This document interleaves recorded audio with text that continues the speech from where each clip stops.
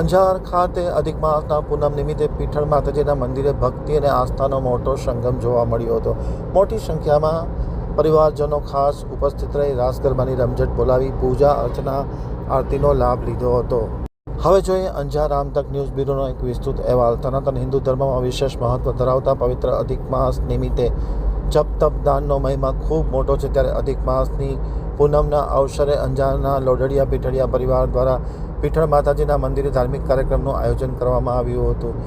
Jiteshbhai પીઠળિયાના આમતક TV સાથેની વિશેષ મુલાકાતમાં જણાવ્યું હતું કે પ્રસંગોપાત માતાજીને ફૂલ અને આભૂષણથી શણગાર કરવામાં આવ્યો હતો. સાથોસાથ માતા બહેનો દ્વારા પરંપરાગત રીતે પ્રાચીન સંસ્કૃતિને સાથે માતાજીની સ્તુતિ અને જયઘોષ સાથે ગરબાનું આયોજન કરવામાં આવ્યું હતું. મોટી સંખ્યામાં પરિવારના સૌ સભ્યો ઉપસ્થિત રહી માના આશીર્વાદ મેળવ્યા હતા. કાર્યક્રમને સફળ બનાવવા માટે પરાગ પીઠળિયા, મનસુખભાઈ પીઠળિયા, હેમલ પીઠળિયા, જીતેશભાઈ પીઠળિયા, હાર્દિક પીઠળિયા, મેહુલભાઈ પીઠળિયા, પિયુષભાઈ પીઠળિયા, કુણાલ પીઠળિયા, ભવ્ય પીઠળિયાએ ખૂબ જહેમત ઉઠાવી હતી.